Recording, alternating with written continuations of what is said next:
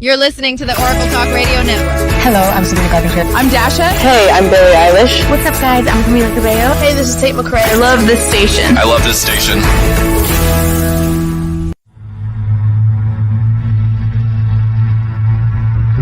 You're listening to Chasing Prophecy Radio, where we discuss anything and everything beyond the scope of normal. On the Oracle Talk Radio Network. Broadcasting live in Pittsburgh and Philadelphia. If it's unexplainable, we're talking about it. Whether you're a believer or a skeptic, we cover everything where the unknown becomes the known. And now, here are your hosts, Jenny Nicasio and Tom Callway.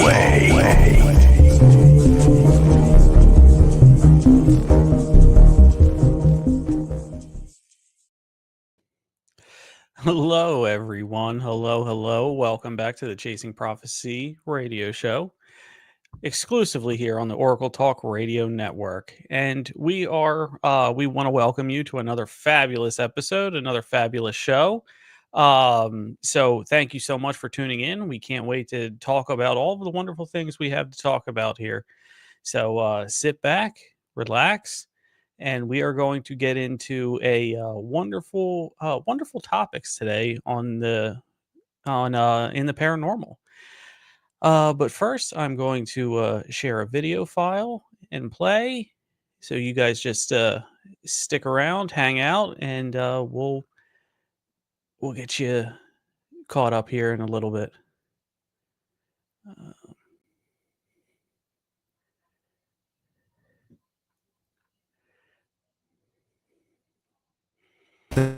Survives a tragic accident thanks to Lucian, an enigmatic being. Her newfound abilities catch the attention of a secretive government agency. Drawn to Lucian despite the danger, Samantha is unaware of his true identity. She teams up with Lucian's brothers in a daring mission to rescue him. Accused unfairly, Lucian seeks refuge on his distant homeworld. Can Samantha prove Lucian's innocence and save their forbidden love? Available now. Get your copy on Amazon and BNN. Over the centuries, occurrences from the enigmatic realm have become less, enigmatic. So if conversations about the supernatural, myths and legends, mind-bending conspiracies, and haunting stories of ghosts are things you take seriously, we have the podcast that you can call home. Chasing Prophecy. Just because something is unexplained doesn't make it any less real. We're more than just a podcast. We're a community for those who dare to look beyond the scope of normal. For those who are aware of the abstract and interact with a show that speaks to them. Broadcasting from Pittsburgh and Philadelphia, the show stands out as the city's premier paranormal radio program, airing every Tuesday at 7 p.m. Eastern. Come and hang with host Jenny Nicasio and Tom Callway on Chasing Prophecy.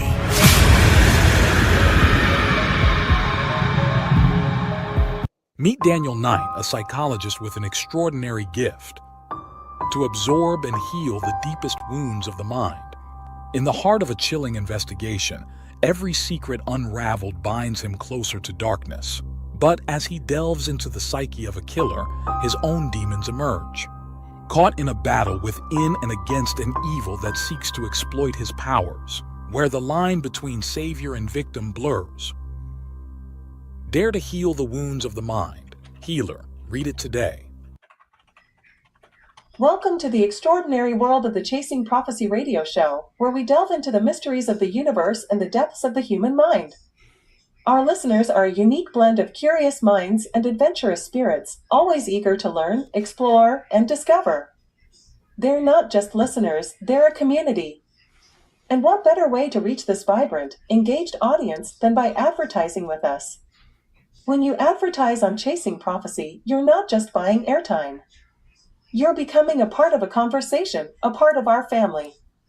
We offer a variety of advertising packages tailored to fit your needs and budget. And with our dedicated team, we'll ensure your message resonates with our listeners. So why wait? Did you already Grab do this the intro? opportunity to amplify your Yeah. brand with Chasing Prophecy Radio Show. We're on Let's now. embark on this journey together. Did you say Chasing Prophecy good morning? Radio Show, where your good brand evening. meets our community. Did you do the opening? Fill out our advertising form on No, our let's website, go ahead and do it. www.chasingprophecyradio.net to get started.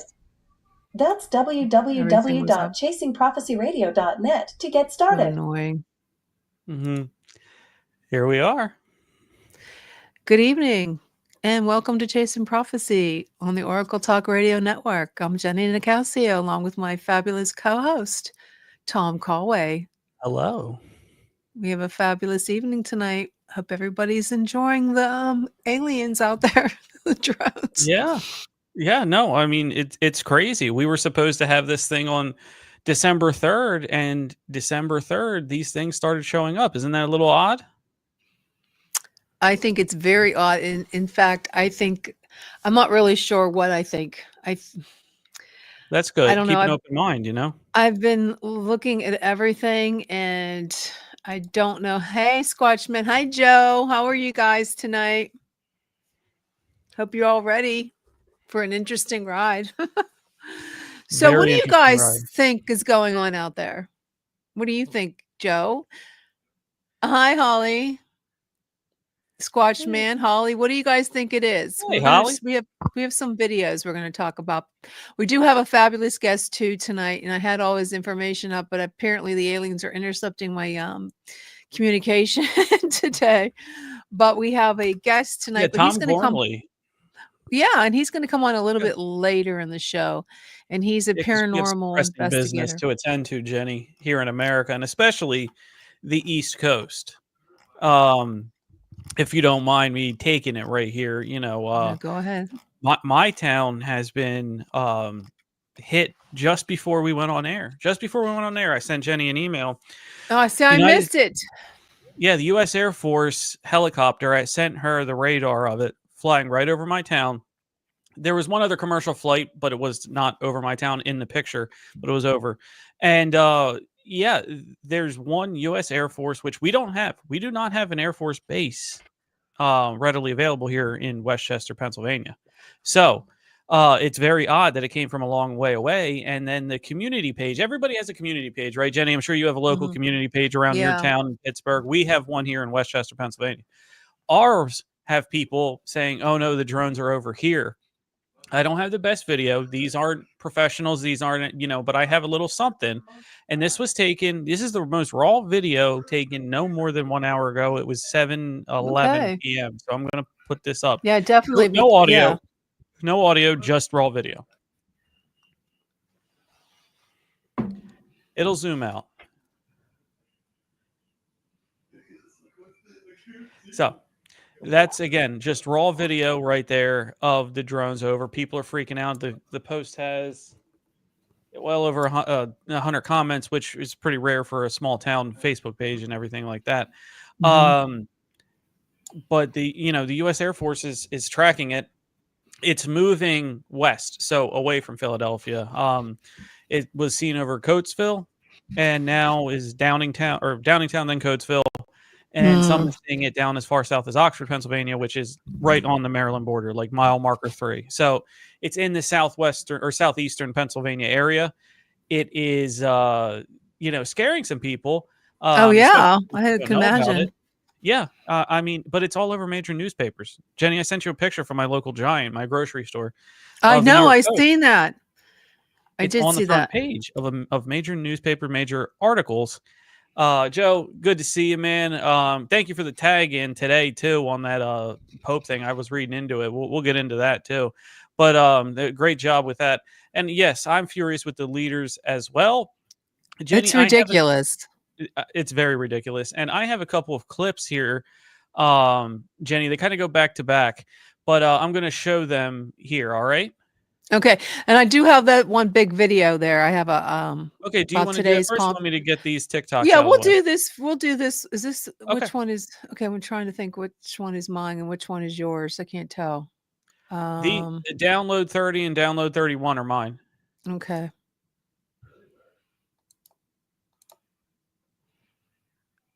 and that is the video from Westchester. That's yours. Okay, Yep. I'm trying to.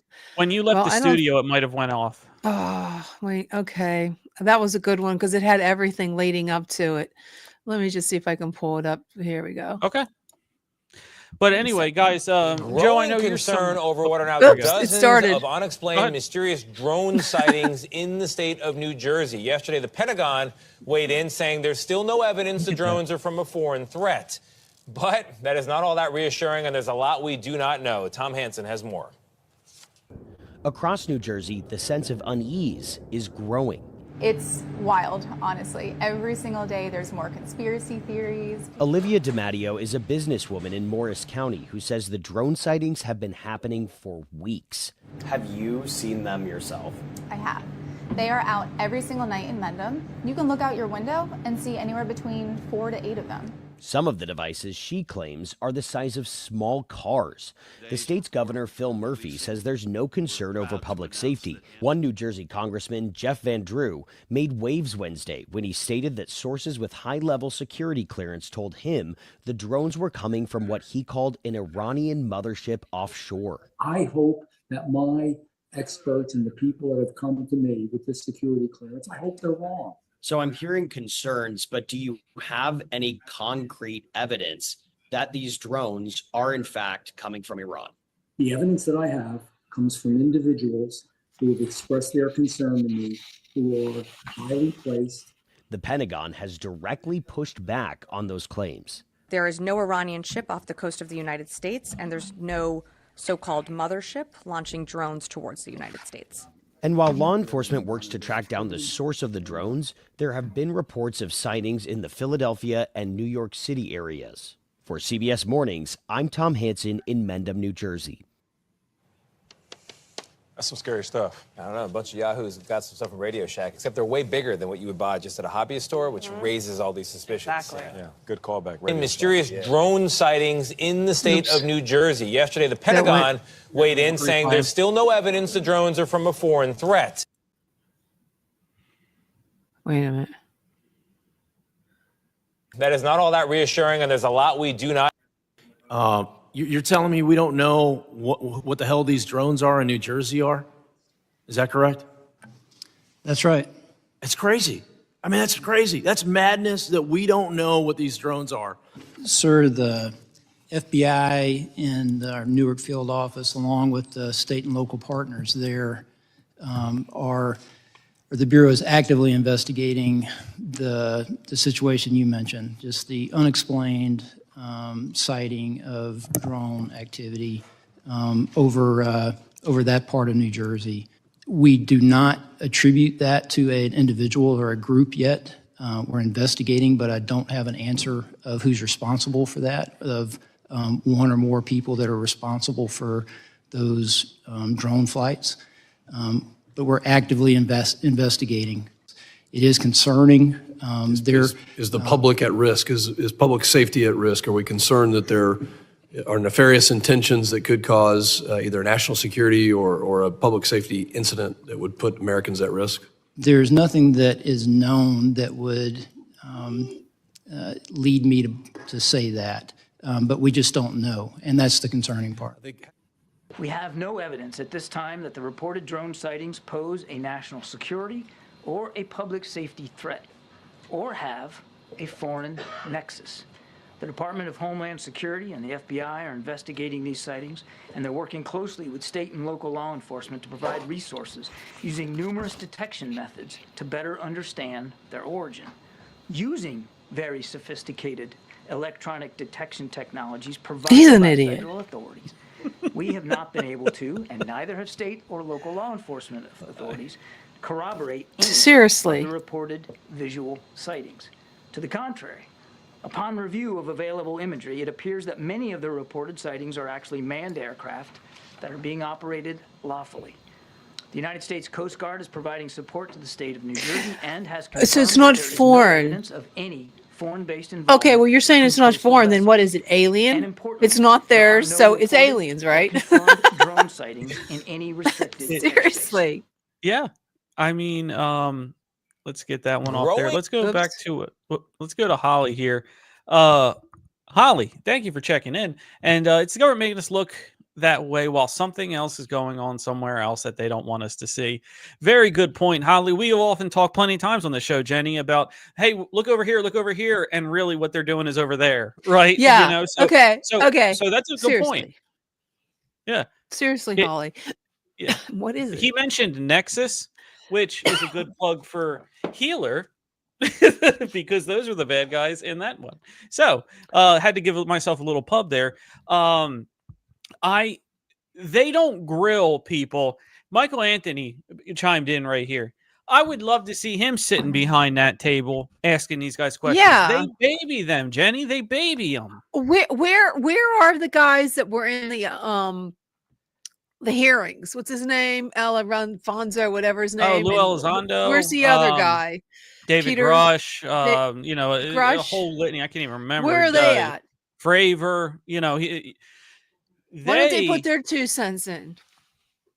I would love to see what they have to say, and maybe they would or will come out, or maybe they're told not to come out about anything. You know, when it comes to I take zero tolerance attitude, hobbyists or otherwise. And you're right, Joe, because it doesn't have to be shooting things down to pose a threat. You know, fear is a threat. Anxiety is a threat. Oh my God. Could you imagine? I don't know. But you know, what I'm saying to him is it does not have to be shooting things and lighting things on fire for it to be a threat. There are visual threats, there are physical threats, and there are emotional threats. Okay, Tom, and you guys, and Michael, Joe, Holly, and what's going to happen when somebody shoots it down? They're going to go to jail. I mean, if they shoot it down, and what if it is something serious? Well, let's take that on face value, starting at the beginning. Let's say somebody shuts it down. You know, Jenny, let's say you go out, you see it, you shoot it down, it comes to the ground, it's on fire, out in the field, so it didn't like crash on anything. You're going to have lawyers banging down your door to defend you. Yeah. Because you were scared and protecting yourself and your family. How can you ever put somebody in jail for shooting down that craft that you believed was a threat? How? I know they'll try, but I don't think, to be fair, I don't think any persecution is going to come because the other side that got shot down, they don't want to tell people what it was. They don't want to tell you what it was. They're not even going to take you to court. I guarantee that's what would happen. Didn't one of them go down? Didn't someone shoot at one? Did somebody shoot? I hadn't seen that. I don't know, but I'm going to play this one video from a guy on TikTok. He was really interesting, and I tried to. Do I have it? Let me see if I have it. I might have it already on here because he was really interesting, and I was listening to him, and he said something all kind of crazy. Hi, Bruce. How are you? Yeah, Bruce. How you doing? Bruce? Good to see you. Good to see you back. And you know, getting to Ian's point back to comment before, absolutely, Ian, people should be furious. I mean, I'm furious now it's in my area. Cars, as they drive over the top of the cars, they're changing time. Now, here's the other crazy part. I saw another video where this person attempted to fly a drone of their own up towards these drones to get a better look at it. But as soon as they tried to take the drone and launch it, the batteries went from 100% charged to 100% dead. Like that. Somebody actually managed to get a drone up in the air, and as it got close, the battery just died and fell out of the sky. I've also seen a F-150, a video of an F-150 jet chasing one of these things, and this thing took off on that jet and disappeared at speeds that made it look like the jet was sitting still. I'm sure everyone's heard about this. Yeah, isn't that crazy? Yeah, I believe it. You'd have to assume there's some kind of EMF protection, you know, a non, I don't know how to put it, but like a non-lethal, you know, way to defend itself for that exact reason, Jenny. For that exact reason. So Tom, let me ask you. So how long are they going to let this go on? Till somebody gets hurt? Well, see, now that's a wonderful question. That's a really good question because they're about in this age of social media. I have to think that if this was a black budget project, right? if this was something that the government knows about and has money invested in and all of that, do it in Utah. Do it Yeah, in that's South what you Dakota. said. Yes, definitely. Yes. Do it somewhere else. Why are you doing it over the most populated region of the country, on the most populated coast? Why are you doing that? These people are asking questions, but they're not asking the right questions. So let's automatically, for me, that eliminates that. Look, you can call the government a lot of names, but stupid's not one of them. They're not going to do Yeah. that. They're not that dumb. You can exclude now with these multiple days and the sheer size of it, you can exclude a hobbyist. Now, that Okay. leaves two very scary options. Oh, there's another one. Okay, go ahead. Keep going. It leaves that it's a foreign adversary, or it's something interdimensional or extraplanetary. Those are the two that it leads you at. I have a TikTok that there's a lot than what they said. There's a lot more, and this was yesterday, I believe. And I'm gonna show you in a second. I have it on my saved. I think I sent it to you, and I'm not sure if you saw that one, but I'm gonna go ahead and play that. I'm gonna have to share my screen with this one. Okay, Sure. so give me a second. Share screen. TikTok. Yeah. Yeah, and there's a lot of things that could come from that as well. What Can you is see all the that? lights? Oh, that's a drone show. Is that really? Yeah, that's just a drone show. Because they said it wasn't a drone show. No, that's a drone show. To prove my point, and this According is to over the my house right according to the TikTok comments. What is that? Are you sure? Yeah, they have light shows that I've seen similar things. So- I mean, I don't know for a fact, but I'm fairly confident with that one. They thought it was a show and it wasn't. Over my house right now. Okay. See, there people are talking about Project Beam? Blue Beam. And Blue But Beam is a anyways. very, if you're going to do that, you're going to do that over a populated area. I'll tell you that. I don't know. But yeah, the lack of knowledge and the lack of telling is what's really messing people up. If you're running a training exercise, if you're experimenting on a vehicle, tell people. That's all you have to do. Yeah, but why wouldn't they tell? So this has been going on since what, the 1st of December? Some people third. said they saw it in November, the end of November. Oh, they very well could have. Yeah, I don't have the exact timeline, but I know it's been getting popular, and I know people from the Philadelphia area are going over and setting up, just waiting for waiting for it to happen. Yeah, Ducey on the Fox News said, "Go ahead and somebody shoot it down." He said, "Shoot it down, and then we can find out what it is." So you're going to face the consequences, but hey, that's a bold claim on a major news. I know carrier he to did tell say somebody that. to He shoot did. I wonder if something. he said it yesterday. That's I wonder wild. I know. I couldn't Now believe he us, said it. yeah, Too. here we are on a podcast. Yeah, I'm saying go, shoot go it shoot down. something. But on Fox News, I'm I don't know if I saying- would say that. No, I'm saying shoot it down because we need to know what it is. Because if you see all these outside and you don't know what they are, the Chinese balloons. Exactly, Bruce. The Chinese balloons. The Yeah. Chinese balloons So- got all the way to North Carolina, going west to east before and they anybody took shot all that the down. pictures they want. So if this was something that was, nefarious, Look, it's I grew up in the already 90s, took all right? pictures of everybody. We know what happens when you try to shoot it down, and we know what happens when you send a helicopter up to send light signals. Don't do that. I've seen Independence Day. Don't do that. Don't do that.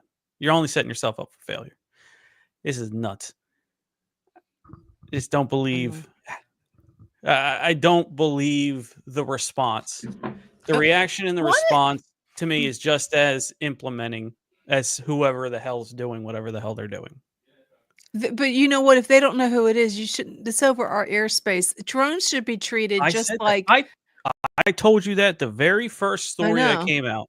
I told you the very first story that if another country, friendly or not, has unauthorized access over your airspace with technology that's more advanced than yours, how in the hell could that be ruled okay by anybody? Exactly. Or, yeah, or let's say they wanted to do a test. Let's say this is Great Britain, just for shits and giggles. Let's say this is Great Britain and they're England and they're doing a test over ours, and they have, for whatever reason, they need to use American airspace. Whatever reason. You have to tell the people so you don't have this wild reaction. The reason for not telling people about UFOs and aliens for the longest time was we don't want mass hysteria. Yet you're inciting mass hysteria by keeping knowledge away from people. So, is it the chicken or the egg? Is it the fact that aliens could be out there, or is it the fact that you're inciting this panic? Your reaction is just as culpable as what's causing it. So, why don't they ask the president-elect? What does he think? Why isn't he? Maybe he should. Biden is so out of his mind right now. He shouldn't. He introduced his great grandmother the other day. I don't know what he was talking about, but yeah, he did. Watch that. And then I think Trump doesn't know, and I think because if Trump knows or Elon knows, somebody has to know what they are. It's plausible deniability. That's one of the first things you learn. When you investigate, or So you they're talk about gonna anything wait. presidential. Before we bring on our guest, because I'm going to have to see what he has to say about this. But what are they waiting for? Are they? It's going to be in the middle of the night when we're sleeping, and all of a sudden sirens are going to go off, and there's going to be like these laser beams shooting at our houses. Independence Day. I think it's probably going to disappear as mysteriously as it appeared, and then some BS report comes out later that it was Boeing testing out this, it was Lockheed testing out that. I don't care. Some They kind should of tell cover the story. public what That's they're not taking. true. That's what I think is going to happen. That's my best guess. Well, they need to come clean and tell us that they are testing some kind of new technology or something, or new military. But it's just that they're over highly populated areas, which kind of freaks me out. And it's scaring a lot of people. Maybe they know Good something. American people are getting scared. Well, yeah, maybe they know something that we don't know, that really what's over those cities. Is there something that we don't know underground? I don't know. Okay. But we have a guest here today. I know, wonderful guest. I read his bio and I'm excited to talk to him. And somebody who fits in. And I know all of you listening out here, please chime in with questions, comments. Wonderful person, really fits the Chasing Prophecy narrative. And he was listening so politely as we were rambling on. Yeah, he has a fabulous bio. If you want to go ahead and read it, you can. If you want, since you so. Sure. Thomas has been an empath his whole life and is dedicated to the unusual and unexplained. We like that. And a great name too, by the way. But he'll be the first to tell you that he is open-minded, a skeptic when it comes to the paranormal, and feels like the simple answers are there. We just haven't found them yet. The journey down the rabbit hole started with a chance meeting and friendship with world-renowned paranormal investigators Ed and Lorraine Warren, developing his sensitivity and skills to help the living and the dead. His career started in the emergency medical field and corrections at psychiatric state prison. He specialized in trauma, crisis management, offender criminal profiling as a behaviorist. Additionally, Thomas has spent over 40 years studying and putting in practice parapsychology, demonology, shamanistic practices, esoteric diversity, paranormal investigations, audio and visual analysis, and advanced historical research. The paranormal field has blessed him to be a part of very high-profile historic cases such as Lizzie Borden House, Mount Washington Hotel, the Oliver House, the John Proctor House, Crocker Tavern, the Connecticut Triangle. Hey, we talked about that, Jenny. The Murder House, the Enfield Entity, Portal at the Gallery, Time Slips at Millwrights, Body in the Basement, Old Well Tavern, and he has appeared on Paraflix, Amazon Prime, YouTube, and contributed to books and numerous podcasts of paranormal and true crime nationally and internationally. Thomas is a principal owner and lead investigator of the Archangel of the Paranormal. Thomas is also the shaman with production, tour, and events group, The Shaman and the Showman, LLC, with Charles Rosenay as the showman, Paracon, Connecticut Witch Festival, Salem Paranormal and Horror Convention, and Connecticut Psychic Fairfest. So, lovely guest, very well traveled, very good expert. And here's Thomas. Welcome. Thomas. Welcome. Welcome, Thomas, to Chasing Prophecy. Glad to have you here. Yeah, absolutely. Glad to have you. So what do you think about all this, Thomas? Yeah, before we get into it, Jersey, are you near here? Are you around on the East Coast? Yeah, I'm in Connecticut. I'm Connecticut. sorry, I just read. Yeah, I've had a few people bring that up to me, what's going on. I think a lot of times, they're starting to indirectly admit that there's UFOs, but never directly, like you said. Yeah. But I think right now there's an introduction of what we don't know. And I think psychologically, they're trying to get us used to these little things they're going to throw out. So they're getting us used to the ideas. Desensitize us, huh? Exactly. And I think that's the psychological side of it. That's kind of what's done when you're trying to introduce something as dramatic as that. So yes, we're being a little dramatic right now in New Jersey, but some of us, you have your big UFO people, the people that don't believe in anything, and the people in the middle and all that. It's just like our politics and things like that. But, we have to bring us all together, and they're trying to, I think, desensitize the situation and introduce it little by little, kind of baby spooning us right now, I think, because that's what I think. Yeah, well, there's got to be something out there. There's billions and billions of galaxies. We'd be stupid to think we're the only life form in these billions of galaxies.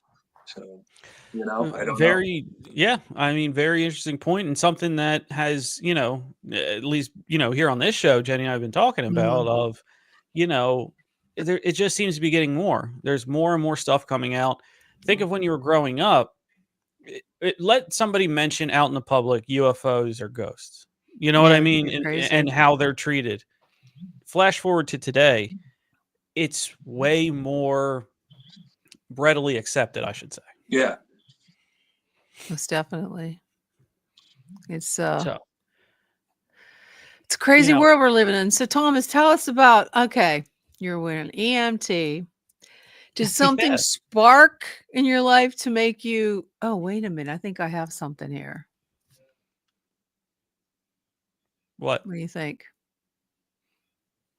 What? You okay, heroes? I'm listening very intently. So was there something in your life that made you feel that you were in the paranormal, or you could connect? Was there something life-changing, or you always knew that you had this ability? I knew after somebody told me. I knew I always had it. I didn't know what it was. That's the funny part, being empathic and not knowing, you think you're going crazy. You go into a room and then all of a sudden your emotions change, or you talk to somebody and you just feel that connection or that disconnect or anything, feel the emotion. You walk into a place and somebody's been fighting or anything like that, and it's been put out there. And like the bio says, I think I was, my early teens, and I met Ed and Lorraine Warren, and Lorraine picked it out and was able to describe what it was, and just went on my path. And little by little, as I learned more and more about myself, I opened myself up more and more to the point where, for a while I was like, never felt well, as I got older. And I finally realized, and spirit and other shamans told me that I'm a shaman. So I started doing those types of practices and all that. And as I tell people, I keep the paranormal simple. I help the living and I help the dead. So simple as that. I love that motto. Sorry, go ahead, Jenny. No, I was just gonna say, how did you come to know the Warrens? I know, I wish Sean was listening because he just loves Warrens. He just loved them. How did you get to meet them, or how did you work with them? Well, I live in Connecticut. I grew up in a town called Southington, which was one of their cases that made a movie out of it called The Haunting in Connecticut. So the house was maybe less than a mile from where I lived. I didn't meet him through that, but, always felt weird. My friends always like, oh, let's go do something cool for Halloween or whatever. So the Warrens are known to give lectures on the college circuit to warn people about divination, using talking boards, Ouija boards. So we decided we were going to go and watch these guys because we heard about them, especially that they were in our town. And, you know, we watched the show, and then later on you have a meet and greet, and Lorraine skipped a whole bunch of people, just walked up to me. She says she saw my aura and that I had questions. And so she picked up on that, and just, you know, we created like a little bit of a relationship, nothing like, you know, a big relationship like some people I know, you know, like somebody like Joe Frankie I've known for a while, that's worked with them. But I've been over the house. Usually on Halloween they used to have like a party. You could get in and they'd show you all the exorcism footage and all that. So we got to see that, but you learn more. You know, even though I never went on an investigation with them, I did learn, you know, the ups and downs of the paranormal, what to look out for, and those types of things, and how to, you know, come to my own abilities and practice those in the right way. And so that's kind of stemmed from that. But a lot of my growth is just me, because personally, you meet a lot of people along the way. You learn a little bit of everything from everybody. That's your journey. So it really comes down to who you're staring at in the mirror and how you develop in this industry, or just helping people or helping spirit. Yeah. Very well put. And you know, reading the bio, rattled off a list of wonderful investigations and projects that you've been a part of. For our listeners out there, is there a story that sticks out in your mind for them? Something out of one of those that you're like, oh, I like to tell this one a lot. Yeah. Well, you know, there's been tons of them. One I'd love to write a book was actually a home case that we had called it the Murder House. And, that was in Connecticut. And I think I tell this story a lot, and I really like to do a book about it. And in a nutshell, the people that lived in this house, there were just a couple guys. They were big motorcycle looking guys. Didn't think they'd be afraid of anything. And they called us saying they were having poltergeist activity where their basement door was opening and closing. They had to push a couch against it so they could get some sleep. They would get knocks, 3 knocks, you know, the old knock 3 times, and shadow figures and all. So we did the check of the history and all that. Come to find out, the home, you know, back in the day in the 1920s, guy lived there with his wife, 6 children, and next door they had borders, and it was tobacco fields before it became the airport area up in Connecticut. And he went off on business, came back, found out his wife cheated on him with one of the boarders. So he bludgeoned her to death in front of his 6 children. That's horrible. So, you know, that murder imprints and all that. And so the person I was working with at the time, her and I were had an SLS camera out, just walking through, and I could sense something turned in the house. You know, your hair on your arm starts going up, so the energy is changing. Yeah. And on the SLS camera pops up 2 figures, and one looks like it's bludgeoning the other one, like it's reenacting, like residually what happened. So I was hoping, well, if this is residual, there's not much I could do. But I started trying to talk, you know, and said, you know, if you're here, you know, you need to stop this. This happened a long time ago. You need to stop the circle. And then I started getting loud bangs on the wall, like it was angry at me, trying to get it to stop. So I said, okay, it's not residual, it's responding. So as it was banging, I kept going through to try and get him to stop. Finally, that one figure goes away, and then the other figure's there, and it looks like it's kind of a piece of jelly, you know, the green stick figure is kind of jellying around. Yep. I said, if you're the woman and you don't want to be here anymore, I'm going to reach my hand out, and all you have to do is touch it, and you could go. You have free will. The figure reaches out, touched my hand, and goes away. Oh, that's awesome. So it was probably one of the most amazing things and all that, but there's been a lot. But, you know, that was captured on video. And so, you know, I don't put it out there because it was a home case. I try to keep things private. But I do talk about that a lot. And that's not the only thing that happened at that house. You know, we were spiritually attacked afterwards. You know, there was a presence in that house that, you know, I don't say it's demonic, but I said it was evil. But I think it was something of the living that was pretty pissed off at us, and to the point where it was able to follow us and try and create harm while we were sleeping. To the point where, we finally were able to clear that house, and they were able to finally go to sleep after a couple of years. Then a year later, they decided they wanted to sell the house just on a whim, and started reactivating. We asked them if they wanted us to come back and help so they could sell the house. They were like, oh, we don't want to worry about it now. So the realtor brought some people in to check the house out. They went down into the basement, a disembodied voice telling them to get the F out.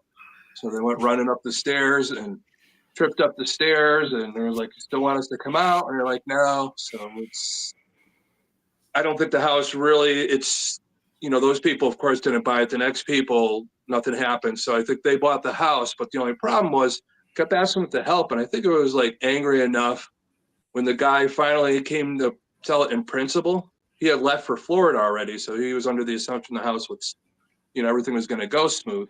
Found out there was over $70,000 worth of termite damage. In the house. I don't know if it ever sold or if that got repaired. I just lost track of them after that. So, but there was so much more to that house. I have recordings of evil laugh down in the basement. There was about 8 spirits in that house, oriented to the family. People that lived there, their family, people that used to live there, of course, the murder people, and then some other trauma-like figure that I thought was the evil one, but we had all that. And the 2 people that nothing happened until one of the roommates moved in, and 2 of them both had near-death experiences. And I think that's what created a lot of the change in energy too. So there was a lot of that onion in that house. There was a lot to peel back, there was Native American land. It was near the water, you had all kinds of stuff going on. We had to do the blessing of the home on 4 different ways because we just, to the point where it was so busy, we said, let's just throw the whole kitchen sink at it. And it finally worked. Yeah, it sounds like you had to. I mean, I don't think probably one thing would have worked for everything. You had to try multiples. Yeah, it is. And then, just helping the woman make the decision to move on. That's pretty much who I am as a shaman. I bridge that gap between the veil and counsel the living. Of course, when they have trauma, they could manifest some of this stuff. You could counsel the spiritual side of that, but also the spirits, they might be stuck, didn't know they died, and then you counsel them through that, and then they have free will to make the decision if they want to leave or not. Sometimes they don't. So sometimes there's something else going on, but at least they know somebody remembers them, and that's the important part. Yeah, it's the veil. It's like, how do you know? A lot of people, when you go through these houses and you do I guess the clearing, is that what you call it, when you try to get the entity out? Don't you think that sometimes you actually can bring entities in when you open up that little veil or that portal? Well, if you're not thing? experienced, if you don't create the right intention, yeah, you could do that. I've been at this for a while. I wouldn't say, it's the paranormal. Nobody's right or wrong 100%. We don't know until we all die ourselves. We don't know what's happening. We don't know how things move, but you do know with changes of energy when you're communicating and that energy changes and it lightens, then, hey, that's the right thing. But again, not all things want to leave. Sometimes there's things you have to deal with, and the people that live there, you have to counsel them on how to deal with it. I can't live with these people 24/7 until, I got to teach them how to, keep that at bay, just with their own thoughts. Their negative thoughts could bring things in too. So just changing the lifestyle, just cleaning the house. If you're a hoarder or something like that, that could create negative energy. Keep your house clean, just your whole vibe about you clean. But it's crazy sometimes. You never know what's going to work and what's not going to work. That's why it's important to know the energy of the people in the house, the history of the house, what was there before, so that way you have a better game plan. And, and not everything again is going to leave. But for me, my spirit guides, when they come through, it's almost like I have an agreement with them. If something needs help to leave, I have my spirit guides tell who I'm trying to help to just say my name. So if you're ever on an investigation with me, you'll hear an ITC device. If you're using like a pendulum or something, it'll spell my name out, or they'll say my name. Well.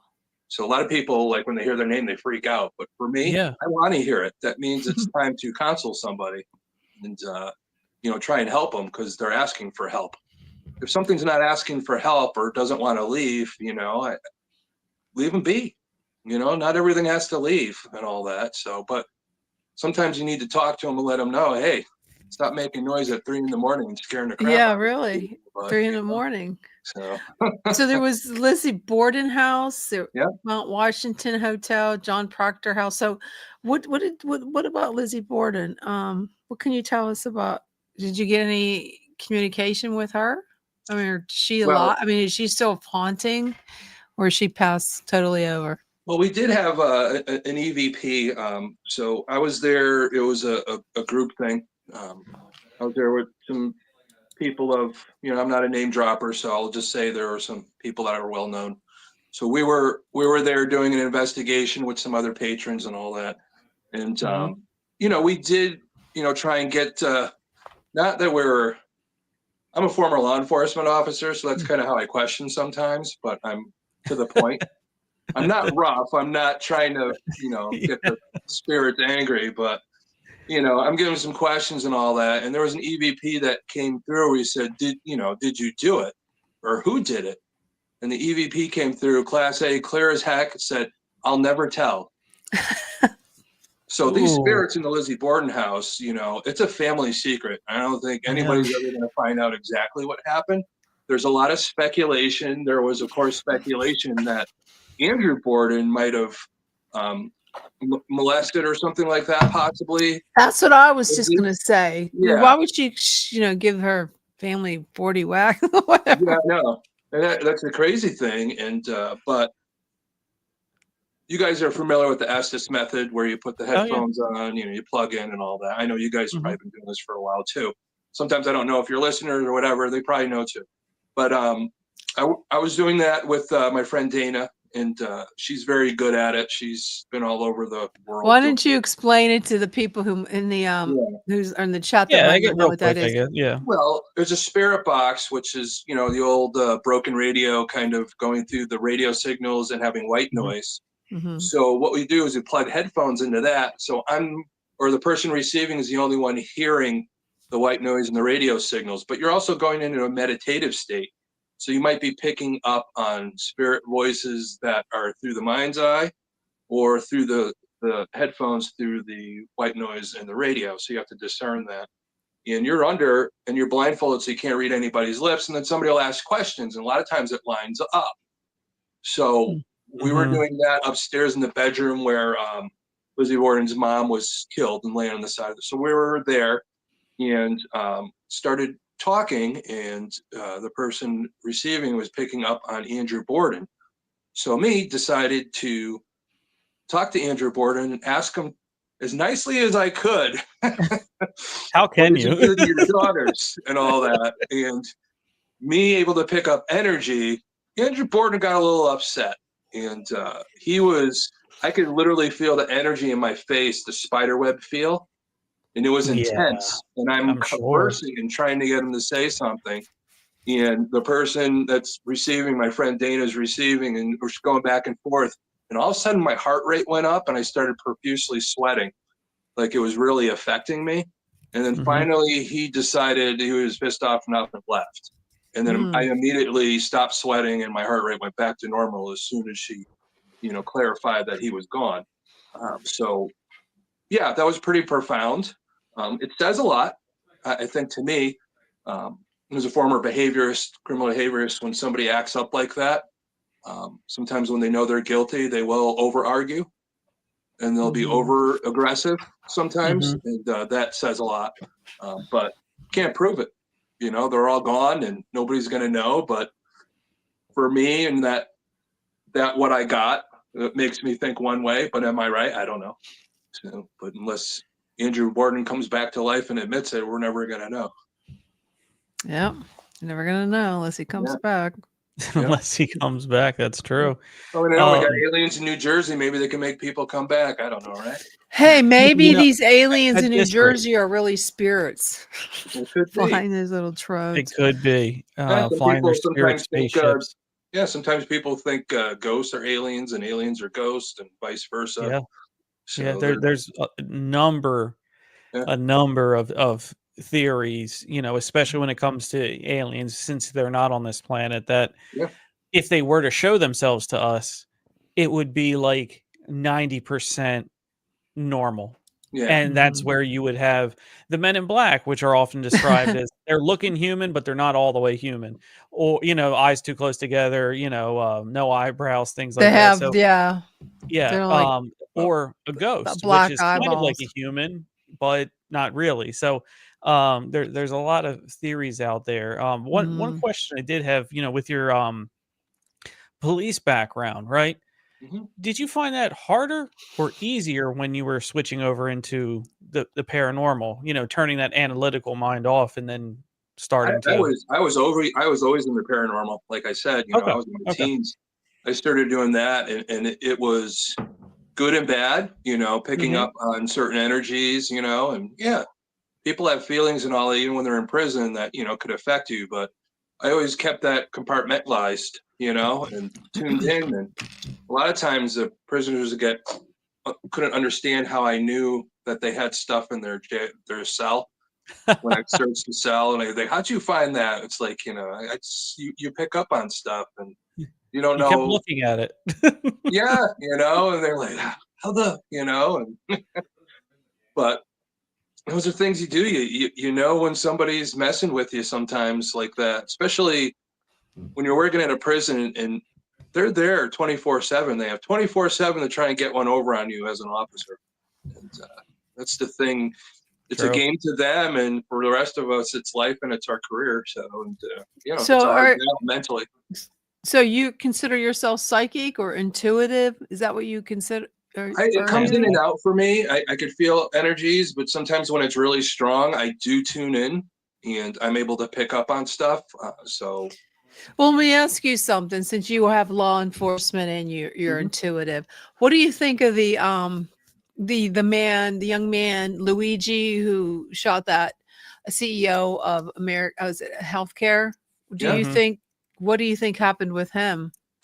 Do you have I'd any love to vibes or learn more. anything? I'd love to learn more. I just right now my vibe is something's not right here. Ooh. Care to Something's not elaborate? right about this whole situation, and I'm getting a Sirhan type of vibe, if that makes sense. What do you mean? Like I don't. It's almost You like mean like I he's don't know, brainwashed? yeah, like a Manchurian candidate kind of thing or whatever. So I mean, he had sometimes these everything things going happen. They for him. create a red flag, red flag kind of operations to take our mind off of something. This all comes Yeah, up, and you got UFOs in New Jersey, or okay, yeah. Something's what's really going on in the world right now? That's when conspiracies come in. Sometimes stuff is done and put into the news for us to take our minds off of what's Yeah. really going on. So, Oh, what yeah. is that really going on? So, I mean, it just seems Oh, so Joe's crazy. I with you. mean, Joe believes you. Joe Fox here in he the comments. he had came from a very wealthy family. Yeah. I know they said that he had back pain, had multiple surgeries, and his family was denied. I mean, Well, for him to go let and do me all that, it doesn't look like he's in pain. No, I let think me it was play his devil's mother. advocate His mother here. got denied. Yeah. Her mother was the one that was in pain, and he was upset about that. But the thing is I've seen a lot of extremely intelligent people. Mhm. Like he was a valedictorian. He went to Ivy League schools, a good family and all that. But a lot of times you look at the guy, what was that movie, The Perfect Mind or whatever? Oh, yeah. And Beautiful mind. The Beautiful Mind. And the thing is he developed, sometimes people are so intelligent that they have abnormalities to their brain Yes. makeup. And he's Mhm. at that age where you could develop schizophrenia, Yeah. and, that's a possibility that he started thinking, all right, a lot of times that happens. They think everybody's against him. So he keyed in on this guy. So, but that's a possibility. When you're looking at behavior wise, it's the only thing I could think of. If it's not that, I don't know why he did what he did. Yeah, I mean, Yeah. apparently his whole family inherited $30 million from their grandmother. It's like, holy, he's never going to be able to see that because he's going to be. No, fucked up but this is the one point I wanted to play devil's advocate with this story too. You know, because I do believe there's something else, but I'm just for the sake of discussion here. If he went to the private school, he went to the Ivy League, his family had money, wouldn't whoever might be doing this brainwashing look at a candidate like that and say, no, there's no way we can use him. This is way too obvious of somebody, you know, or because the only argument against that is the ego, the pure sheer ego of the people doing it, saying, oh, it doesn't matter. People will believe anything. Yeah. You know, to me, he would, if this were true, he would seem like one of the most terrible candidates to be brainwashed. Well, let's look at it this way. A lot of our politicians and all that, the Ivy League schools they go to and all that, and some of the decisions that they make for this country that we don't like, seem kind of evil and all that. Who's to say that they have all this money, they go to these schools, and all these schools are brainwashing them to be world leaders and stuff like that? I don't know. Maybe he just one of those candidates that, you know, went the wrong way at the wrong time or something. You never know. I don't want to get too political, but there's no, that's a good point. Everything has a failure rate. Nothing is 100%. And if that is 99, he was the one. Yeah. No, I didn't think of it that he was way. more being groomed because I think he had his own business or something. Was part of some. Oh yeah, I mean, you don't major in engineering. Yeah. You know what I mean, and without some projects that you're working on.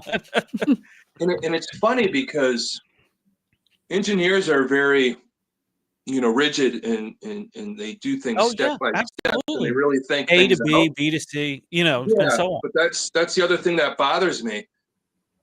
This guy had a silencer. He knew where the cameras were. He shoots this guy, but yet somebody from a McDonald's recognizes him, and he has every. And how did he know he was going to everything be on there? him. How did he know he was going to be there? Or how did he know what he looked like? You're going to research. He had all of that well before. He had the. But where did he get all that information? I months mean, it's ago. kind of hard to find that out. Yeah. Oh, for sure.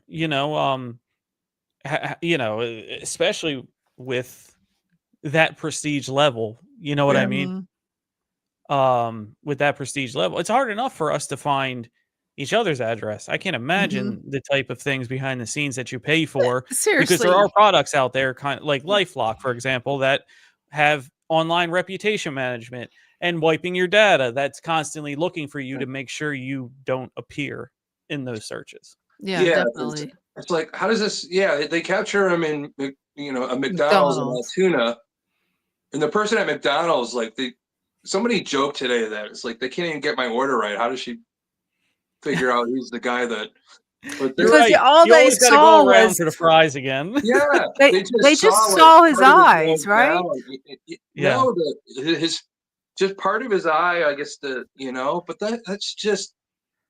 It's all in the eyes, Being foreign law enforcement, I don't forget a face, me personally. Okay. But what I saw there and then saw the guys, I never would have picked that out. And I was trained to do that stuff, so I and he has an ethnic-looking face. I mean, an Italian-looking face. I mean, they all. I don't know. We don't know No. It's It's true at that age. They kind of They all look alike. But there was something that it said that made more sense was he was at the McDonald's acting suspicious and they called the police. So I don't know if she actually recognized it was him or they figured it out once they came to investigate. I don't know. There's a lot out there. Just with our society now that everybody wants information now until it's really investigated. So I think there's still a lot of speculation, but just watching it, I just don't feel right about it. Well, did you see how he flipped out when they arrested him? Like they brought him in, how he was screaming and. Yeah, there's got to be more information. It almost goes back to the screaming that You know, when JFK was assassinated and all Yeah. that. So, you know, the same thing. It's like, Oh, oh my you God, know it's like what? You're history repeating. right. Yeah. You're right. You know, I have to go it, back it, and look at that. yeah, Yeah. that's the thing with, you know, these things keep repeating.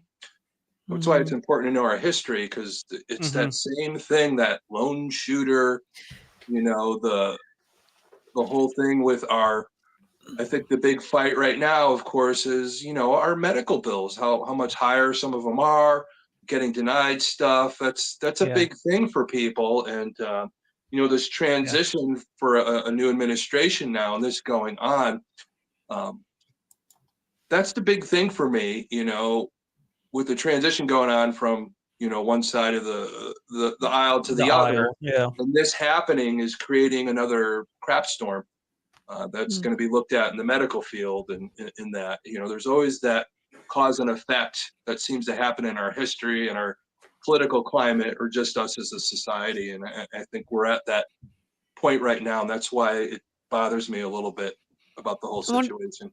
I wonder why, Joe, why do you think that, that wasn't the gun that was used? What makes you think that? Yeah, right in the comment, Joe, why you think that wasn't the gun being used, and we'll talk about that one. You know, yeah, because look, when things get turned over like that, nothing has time to settle, right? You know what I mean? Any which way, and not to get into politics, but you're always Mhm. stirring stuff up. Grab some sediment in some lake water and shake Yeah. it. It's going to be brown. Yeah. You know what I mean? You're always going to have that sediment Yeah. until stuff settles down, really. And you know, everybody, nobody can deny the rising cost of prices for healthcare.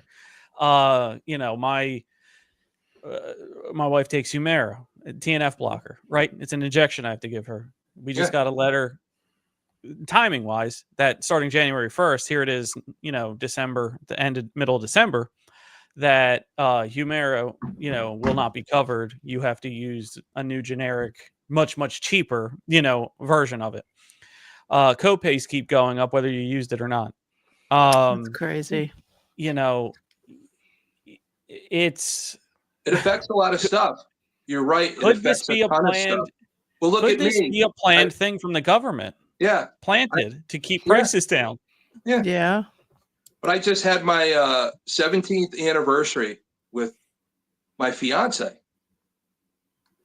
We've been together for 17 years. The reason why we haven't gotten married, because medical insurance is so damn high, that if she marries me, she would have to come off what she's covered under, and because she's a, you know, she's a teacher, but Yeah. she has to be covered by state. But if she gets married to me, she would have to come under mine and have to come off of state because of, you know, the money and all that factor. You know, that's a big thing, you know. Oh, yeah. If she came on mine, it would be so expensive. It would take up half my check. Oh, You gosh. know? Tomorrow's And, Friday the 13th. It's another mortgage, Tom. Yeah. It's another mortgage anymore. Yeah, it is. You know, there's all these other things that have come up, and it's a big thing. It affects a lot of people. Does it make the screw go loose? Yeah, there's some people that it might make the screw go loose, but for them to calculate and know where cameras are and use a silencer and shoot somebody, Yeah. it's a little bit more than somebody being mad or angry. Yeah, it sounds like Something- somebody's something more helped to it. him. Planned Yeah. execution. MK Ultra, probably. I don't know. Mhm. I mean, that could It's be it. I mean, we tested out we put a lot of drugs into a lot of soldiers for Yeah. that super soldier project in late 60s. Yeah, and who's to say that private schools aren't doing that to get our world leaders the right way, the way they want them to World think. domination is an undertone of a lot of things that you don't really realize. I don't Yeah. mean you like personally, but I mean like in Oh, geez, general. I think if we keep talking about this, somebody's going to knock at my door tonight. We're all going to get a knock at the door. You Yeah. know, I mean, they're be all doing me gonna a be coming favor. for us. Holly, don't remind us tomorrow's Friday the 13th. Yeah, I'm We not have going We have anywhere. aliens. We have drones. Yeah, we have I'm staying home. budget projects. We have a 24-year-old who killed a CEO in New York City. Yeah. What else is on the bingo sheet to round out? I don't know. You know, 2020. Well, I know tomorrow I do have, through the Shaman and the Showman, we do have our haunted Christmas party at a restaurant called geez. Transylvania restaurant. Which Oh is gosh, back the in the scene. haunted So that should be Christmas pretty party. wild. That's 8 to midnight tomorrow in East Haven, Connecticut. That does sound pretty fun. We could still get you in. I think we still have a couple spots left. So Yeah, well, at least we can throw a link to all of our followers Yeah. as well. Get sure be something fun to do. Yeah, I we got studied that. so Joe. He said he studied the video 100 times, looked up B&T Firearm Station 6-9, then read the history, watched the videos for yourself, especially the operation of the pistol. You will agree. Now, Thomas, I think you would have more expertise than I would on firearms. Does that track? Well, I saw the video and as his arm came up, he's a practice shot. I mean, this is somebody that's practiced over and over and over again, because there's certain stances and all that that you just do verbatim to have that. It was an assassin shot. The way he aimed that gun, this guy was an assassin. I mean, somebody that has a lot of training. That's why I still think something's wrong. Yeah, he was So trained, or let me ask this point then. If you are not military and you're Mhm. not in the police force, could somebody still learn and be as professional of a shot that way? Yeah. As Okay, long as, so this you could know, be if you taught. get somebody to train you, if somebody trains you that has that knowledge and all that. And again, this kid's from a wealthy family and all this other stuff. I still think there's things behind the scenes. Some of these kids get trained. If you go back, there was a movie way back where all these college kids, Boston college kids and all that, and they all got pulled out to be some of the first CIA agents, and they got trained and all that. I think, well, who was in that? Matt Damon. It was a Matt Damon movie or whatever. But it's the same thing. Some of these kids are getting trained, for those top end positions out of these schools and all that. So who knows? Don't know. They keep it so secret, but maybe not so secret enough. Look at it this way. Colleges recruit athletes from as young as what, 12, 13? Yeah. And keep eyes on them. Yeah. I mean, if you're doing it in one area, it's not unrealistic to think that it could be done. Not saying it is, but it could be done in another area. Well, CIA, if you're a young kid and you're able to hack into somebody's computer, they want to hire you to work for them. Yeah. So it's the same thing. They're watching everything. Oh, If you're of that mind, or you test a certain way, and there's a certain psychological side of it that works for the need, then yeah, they'll probably recruit you, and we won't know what's going on. And Holly, if he's Italian, maybe got mafia training. Well, I think what you're saying, Thomas, is it wasn't a, it was a trained, like a military police assassin shot, not a street. You know what I mean? No, you could tell, that by far, for me, knowing what I know, I used to shoot 3 times a week. I was part of a emergency response team and all that. You had to learn how to shoot, the situations you're going into. So, but, yeah, you could tell by the stance how he brought the firearm up in the video. Yeah. So my thing is, I don't know why the only thing that kind of pissed me off about it, I question it because a real good assassin wouldn't have shot him in the back. What do you mean? He would where shot would him you in the butt? shoot him in the head? Well, Or he shot him front from on? behind and all that. I think assassins sometimes some assassins do have that big ego, and they want They to want to do shoot it. him face. Yeah. Oh, They okay. just So wanna they shoot. want to, Yeah. So shooting him in the back, I think there's I don't know. It's almost like a status for an assassin to. It's almost like a Lock work of art eyes. for them. Some Maybe we assassins, should it's like a ask work of John art. Wick what he would do. Shooting him in the back wouldn't be a work of art. So that's why I'm saying, yeah, he did it well, but I still think there was an emotional attachment to it too, to do it that way. So, I think there was some guilt he was feeling at the same time, but he still felt like he had to do it. Cowboys don't shoot people in the back. No, nope. Neither do assassins a lot of times, Yeah, they may shoot from the distance, but they still want it to be like a chest shot or a headshot, not in the back, That's kind of how I think. So hopefully I'm not getting too crazy on your podcast. But no.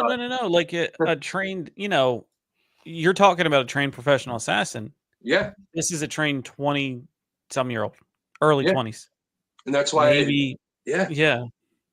It sounds like I don't know, how long was this guy planning this? You know what I mean? Did he get this training? But the thing is like I said, his stance, the way he shot is trained. But to shoot him in the back, like I said, I don't think he was a paid assassin because, again, their egos are the work of art, like I said, behavior wise, a lot of assassins could be more or less like a serial killer too. They're paid money. They enjoy doing it, for the monetary gain. They fall into that category of that, that type of behavior, but they still look at it as a work of art. Even some serial killers, they look at it as a work of art. They pose the bodies, whatever. So to shoot somebody in the back, there's a psychological connection there of guilt, knowing he's doing something wrong, but felt like that's something that had to be done to satisfy, what was knocking on the door in that guy's head at the time. So, Do you feel there was a way that he wanted to get away with it? Or was his art in, I know I'm going to get caught, but I'm going to do it anyway? In your behavior opinion of him, what do you think? Well, I don't think at the time that he was doing it. I think afterwards, he's like, okay, I'm probably going to get caught. Okay. But that's the only thing that comes in, because the thing is, if he knew he was going to get caught, or he wanted to get caught, because I'm thinking he wanted to get caught. If this is the real guy and all that, he went through all that. He gets caught in a McDonald's and he has all the evidence on him. So if you're that calculating, you got away, and they catch you in Altoona, Pennsylvania at a McDonald's. That's the thing that is like baffles me. But we're all under speculation right now. I'd really like to hear more about, a little bit more in depth about his upbringing and what he's been doing lately, and what are some of the catalysts. But I'm probably never going to get that, because like they're going to put into the news, because the news isn't like it was when I was younger. It's a lot of opinion. It's like, who's going to get to the story first? So a lot of information gets thrown out that, makes the rabbit hole even bigger. It's tough to follow. Have you seen his lawyer? Have you seen any bits of his lawyer yet? His lawyer told him to be quiet and not say anything, but I haven't seen what his lawyer's out giving press conferences like he's my cousin Vinny, and he's also saying, I'm telling you, I haven't seen one piece of evidence that says this guy did that crime. Yeah. And he's out saying, now it could just be a ploy, you know what I mean, a lawyer ploy. Yeah. But he's saying what they've turned over to me, nothing says that he's the shooter, and he's happy to take it to court. So posturing could be, but let's just pretend that lawyer is honest about what was turned over. Yeah. Because if he is, that fits a lot of what we've been talking about here. That this wasn't the right guy. It's not the right guy. I'm telling you, it's like, for me, when I worked in the prison, I was able to, I knew most of the inmates because I had to profile a lot of the inmates, because if something happened, I needed to know how I was going to deal with it. But you sit with them sometimes. They come into the confinement area and they're there, and I have to intake them and talk to them. It's sometimes with that one-on-one talk that you really like pinpoint in on what this person's all about. And every time I see this stuff on the news and, my profiling of historic serial killers, and I want to sit with these people. I want to hear what they have to say. I'm one of those, even with the paranormal, I get people that show me like pictures and videos. And I wasn't there. I don't know. I don't know how the light hit the whatever. I don't know how this happened. So I don't know if that's real or not, or how you have the camera, or, those types of things. It's even with some of this stuff like we're talking about, I want to be there in the room and talk to the guy. I think that's more for me, where I'll feel comfortable knowing that I don't have to speculate or get the wrong feeling. But I don't know. I'll never get that chance. So we're going to sit there on our couches and guess and have fun on shows like your guys and talk about what it might be or might not be. And that's what makes it fun. And, but again, I feel bad for the guy's family and all Yeah, that, and I feel bad that people are celebrating it and all, but somebody died. Yep, that's true. Yeah, it's still, either way, when somebody gets murdered, it's still the wrong reason. I don't care how much, there's always another way to solve the situation. Absolutely. You said it. And Yeah. Jenny, we got to keep Thomas get him back for whenever there's more Yeah. crimes happening Definitely. going on. We got to use your paranormal and profiling skills Definitely. and discuss these crimes more in depth. Yeah. We'd love to have you back on for that. Yeah, I do. I'm doing a show right now. It's for 8 weeks, and each week we're profiling a serial killer or a big name murder. And Monday we do it. It's on Family Spirit International, and this Monday we're doing the murder Pam Hupp. Have you guys ever heard of her? Mm-mm. Pam Hupp was a woman. She worked for an insurance company and all that, and very well versed on insurance policies and things like that. Well, one of her good friends had cancer, and she got her friend to sign over her insurance policy, and then made her husband look like he was a bad husband. And then she ends up killing her to make it look like her husband did. Her husband went to jail for 4 years until they figured it out. And they arrested her, and she killed some other guy with special needs to make it look like the husband was still part of it. And then her mother mysteriously fell off a 3rd-story window at her nursing home. Oh my all jeez. this was insurance money. So this has been Greed. going on. Yeah, and Greed is right. Yeah, she's had another court case due on the 25th, and a good friend of mine, her name's Rebecca Pittman. She's an author, so best-selling author. She's written a lot of books about Lizzie Borden, things like that. As a matter of fact, I was part of her recent book, the 1771 Enfield haunting here in Enfield, Connecticut, considered probably one of the most haunted houses in New England. And she wrote a book about that, all the history, and I stayed in the house to help the family I lived in the house for about a week, trying to help them out with another group. So she interviewed me, we got along really well, but she wrote a book about Pam Hupp too. So she's going to be on the show with me, and we're going to, take that case apart with our great. host. So That that'll sounds be really Interesting. fun. Sounds very That interesting. sounds amazing. Yeah. So, Thomas, where can people find you on the social media? You have a Yes, platform that they website, all can that check stuff. out. No, I hide on everybody. No. There you go.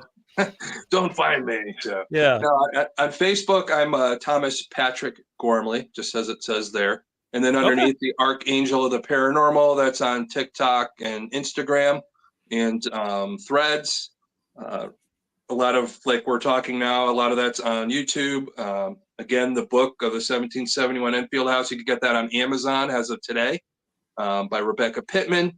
Also, I appear on the TV show Dark Echoes, which is on Paraflix.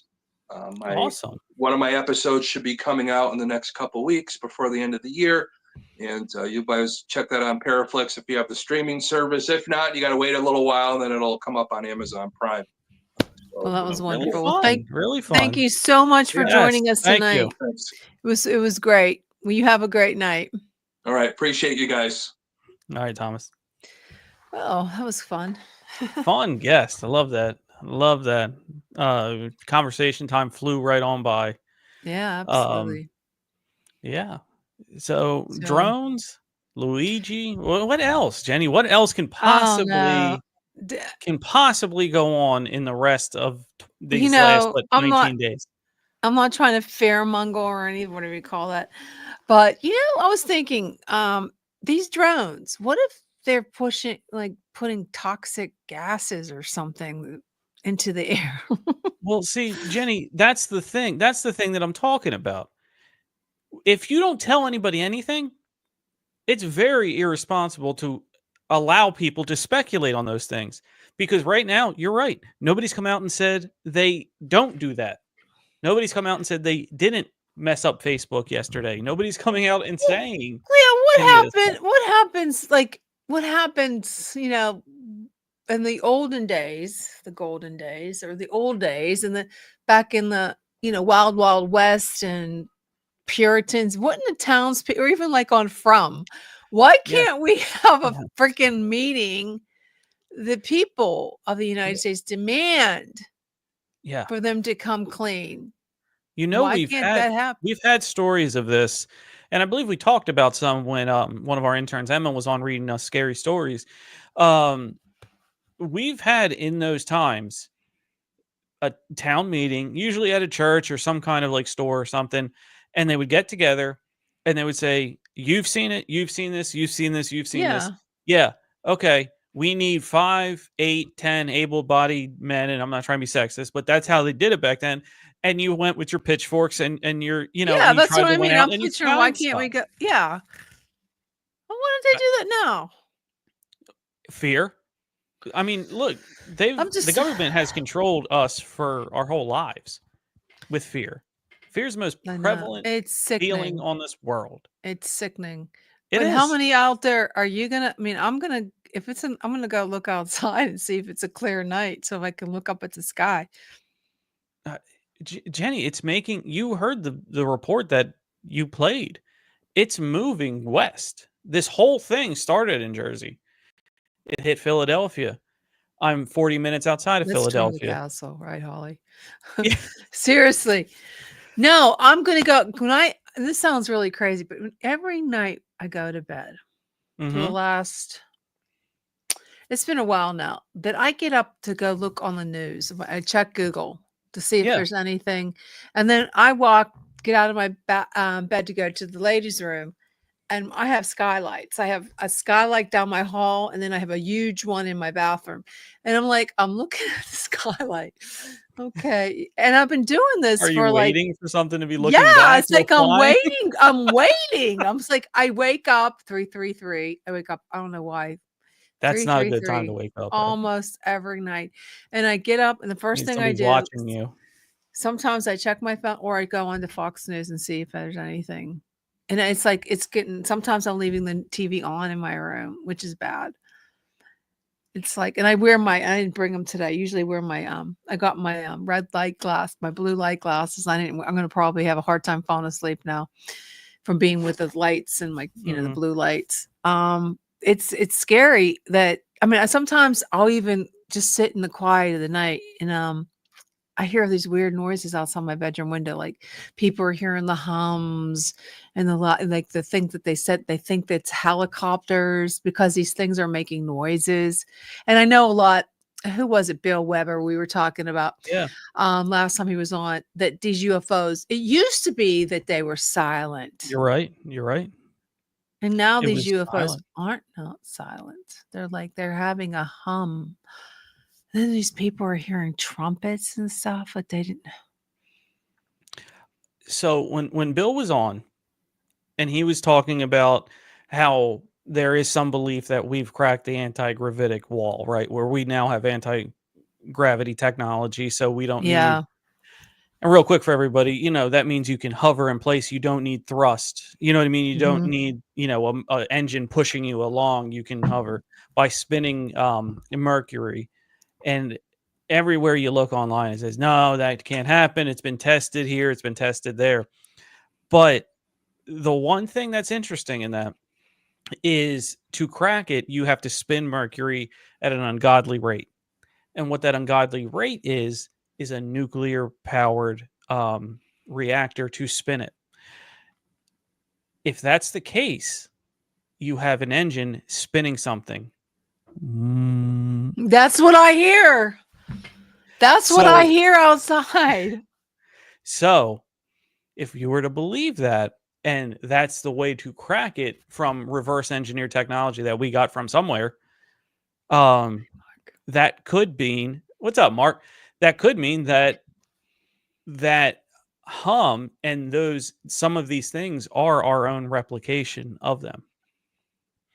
Not saying they all are, but that could be what it is. Yeah, it's getting a little, they're just making people scared, just like they did with COVID. And this, I'm going to show, I didn't get a chance. So I'm just going to show a little bit of Show this it. one here. This guy walked out of the hearing today because he was disgusted. That hearing that you were showing earlier. Yeah. I didn't get that 'Cause part. It Him was walking out. worthless. It was the biggest amateur hour presentation I've ever Listen to seen about anything. Okay, it was ridiculous. There were no answers. Every question that was asked by a member of the state legislature, great questions, no answers, no resolution. They don't know where the drones are coming from. They don't know who's doing it. They don't know why they're doing it. But they say there's no credible threat. It was annoying to be there. I drove 2 hours to be here today. Spent an hour in there. I got to drive 2 hours back. The biggest waste of 5 hours in my entire life. So why do you think they called this meeting? No idea. Why would you call a meeting and tell people you don't know anything? I have no idea. And then when the legislators would ask questions, there were no answers. Here's the most frustrating part. The colonel of the state police said that he had a helicopter of his flying above one of these drones, a 6-foot drone or something. I can't remember exactly what he said. And he felt unsafe for his helicopter, so he just let it go. Just let it go. Where'd it go? Who knows? Didn't want to follow it because you didn't feel safe. Is that not the most ridiculous thing you've ever heard?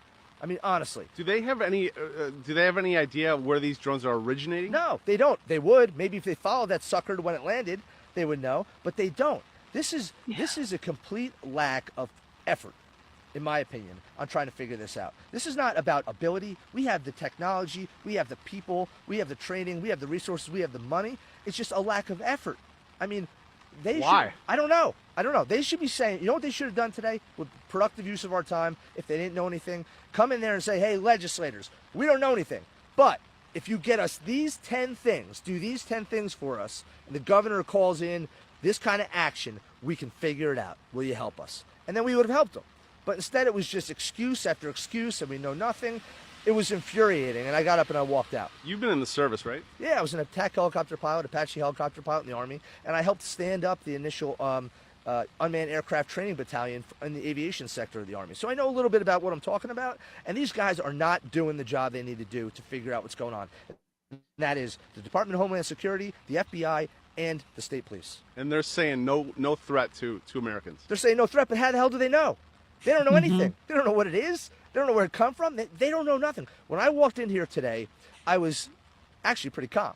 I was excited to be here to find out a couple things. I thought they'd be like, hey, listen, it's FedEx, trying to figure it out. But instead, I got the most ridiculous amateur hour briefing I've ever sat through. Yeah. How about that? Bullshit. Yep, that's an assemblyman. That's an elected official in the state of New Jersey, probably from southern New Jersey, around where closer to we are. If he had to drive 2 hours, that's about right for the state size. Sit in there, amateur hour. They don't know what they're talking about. The state police helicopter was on it and left because he felt unsafe. But he's telling you, Jersey citizens, that there's no threat. There's no threat. Can you explain that to me? I can't. You know what I'm going to say? Why isn't Homeland Security on this? I mean, it's making us a laughing stock again. Not only do we have Biden as the president right now, again, because China, Iran, Syria, even Canada sees this as, oh my God, they're letting these things come into their country. Why as well we just come into and blow them up? They're so stupid. I mean, would China let this happen? Would Japan let this happen? Would North Korea let this happen? Yes. No. Yes. Bruce, you're absolutely right. This is what's infuriating Jenny and I, because, these people don't just get hired. We elect them. Let's not forget, America. These people are here to serve us, not the other way around. They're here to serve us. And they're sitting on their thumbs and passing the blame, because, Jenny, a lot of this is passing the blame around of, well, they need to do something. They need to do something. The state police helicopter, which protect and serve, remember, that's your motto, protect and serve. You have it in sight. He's right. If it's a drone, it can only last so much time, and then it has to land, right? You didn't follow it. You felt threatened, and you left. It's like, I don't understand, Bruce. What? I don't understand how. Okay, this is. But that's something, Bruce. That's something that's you can explain to them. Is we have a training. You don't even have to tell them that. We have a training exercise. That's what these are. And that meeting that they called never happens. Well, you know when they tested the bombs in Mexico and Trinity, Yeah. did they tell the population that they were doing it when they were testing the No, but bombs? but that's my point. There was no Did they population know the affected. people that lived there? Did they know that's what they were doing? Well, they built that town. They Yeah, built I that know, but town. the people who lived on the outskirts, did they know that that was happening? Did they tell them, "Oh yeah, we're going to be testing some, bombs," or did they just say, "No, we're To be not"? fair, I don't know if there were people on the outskirts, but I know there was they had signs up for active military zone and military training and bomb testing. I do know that. Whether they went around to everybody and knocked on doors, I don't know that one. Yeah, that's what I'm like. I'm just wondering. I mean, they had to tell them that this is what we do here, so that they weren't like, "Wow, what's that big mushroom in the sky?" It's Yeah, like, no, I totally agree. They would have to, but I don't want to. I don't want to, I'm gonna change look it up. something. See if I'm gonna see if But ChatGPT knows. I'll look it up. But with talking about that, it was a different time. You had different types of people back then. I don't know if you have the same caliber of person leading, or being a decision maker. I don't want to say leading, but being a decision maker now that you did before. Mhm. I'm not entirely sure about that one, to be honest with you. So I'm gonna see what chat says because What's he chat say? No, no, they didn't. No, most residents in New Mexico were not aware that the Trinity test, the first atomic bomb test, was going to take place. The test was conducted on July 16th, 1947, the remote desert area near Alamogordo, New Mexico, as part of the top secret Manhattan Press. Okay, so they didn't. So they didn't tell people about that. So why would they tell? Why would they tell us if they were testing some new technology that could hurt somebody? I don't know. Yeah. But we're Oh, not in 1945 or 19 whatever it was. And When that's did what they I was do saying. that? It's a different caliber of person. 1960s. Put out a post to pay the first person that shoots one down. Bruce, I don't know if you were listening to the beginning of this. Jenny said Fox Yeah. had a guy already do that. Ducey said that. Why don't someone just go ahead and shoot it down? Then we'll know what it is. But then the other guy, I think it was Brian, said, well, they can go to jail because you're not allowed to do that. So I mean, don't yeah, know. I understand it's destruction of property, but if you feel threatened, this is a good question. If you feel threatened, does stand your ground apply to aerial threat? I don't know, Not but on. if you're out there like in New Jersey or Philadelphia or Lancaster or somewhere that you see these, and if I saw more than one, if I saw like a dozen flying over my house, and I had the capability, I would shoot one down if I had a high enough caliber weapon. It's like shooting down a duck flying. They go duck shooting. Oh, I thought it was a duck. You could do that. Well, you could say you thought it was a duck. I don't know the height too. The height might be a. They said they were so low. That's how they got such good videos and stuff. People got because they were so low. Well, there you go, Bruce. Okay, well, if these people should go ahead, guys. You heard Tom said. Tom said, go ahead. And Tom shoot said it go down. and shoot it. But you know if it's what? Flying over your roof, go shoot it. Jersey has some of the strictest gun laws actually in the country. There just might not be. Well, there was in Philadelphia, and they were flying over where you lived. So yeah, but like a handgun's not going to take it down. A well, you have shotgun's an AR. Will an AR shoot it down? I don't know if that would have the distance. You would need a hunting rifle of some kind of magnitude. If it's low enough, you can shoot it down. Yeah. But how low are we talking about? They said they were really low. People said they were so low. How about the day that I saw that plane coming from Pittsburgh going to Pittsburgh International that was having a distress, and it was so low. You could have shot it. Yeah. You could have shot. That's how low it was. You could have shot it. That's how low it was. I remember that was scary. That was scary too. Seeing a plane that low in your yard. Like cartoons. Can't we just have a helicopter with a net drop? I don't know, but I tell you what, when I go to bed tonight, and wake up at 3:33. Oh, Jesus. I'm afraid to leave my dog out sometimes at night that early because you don't know, man. There's some little creepy things out there. Oh, I'm sorry to hear that, Oh, Joe. damn. You're gonna have to go get some new ones. Yeah, down at the Yeah. bottom. I Can't get it right. have a permit to concealed weapons, but I never got a gun. I have the concealed weapon permit, but I never got one. Yeah. Holly, I'm Oh, glad well. you're on my side. Yeah, with the net. Well, yeah. You could. Holly, we'll go take a net up there. 333. Yeah, it's spooky time, Joe. But before we go, I just want to let my Pittsburgh people know that I have a book signing at the Greensburg Barnes & Noble this weekend between 12 and 2. If y'all want to come out and see me and sign a copy, I'll sign a copy for you. Yes. And the Oracle Talk Radio Network, all day Christmas Eve. Yeah. And all day Christmas Day. We'll be playing It's our Christmas gift to you. music, no shows, very limited commercials or no commercials. No commercials for Christmas. That's our gift to you.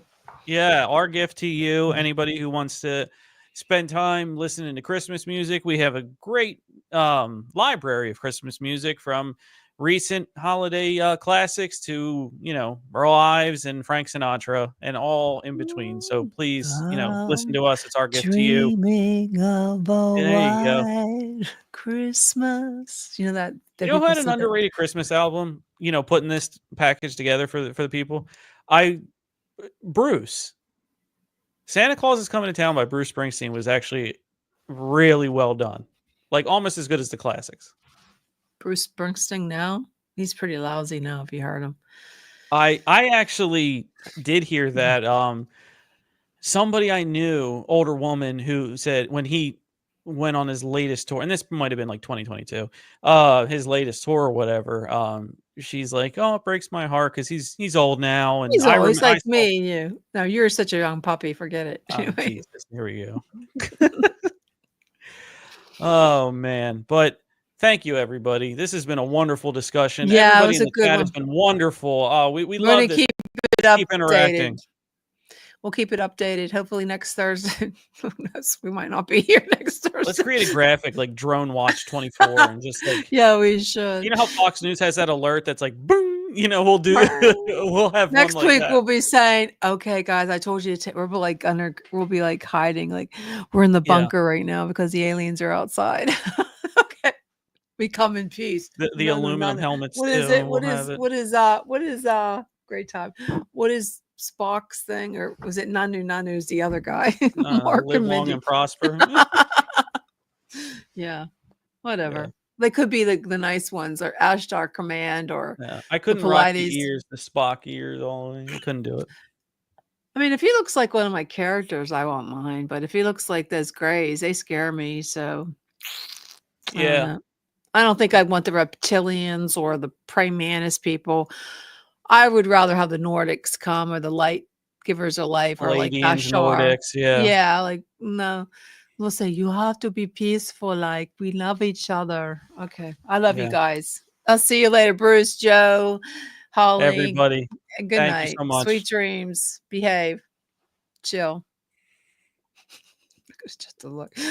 Okay. Oh.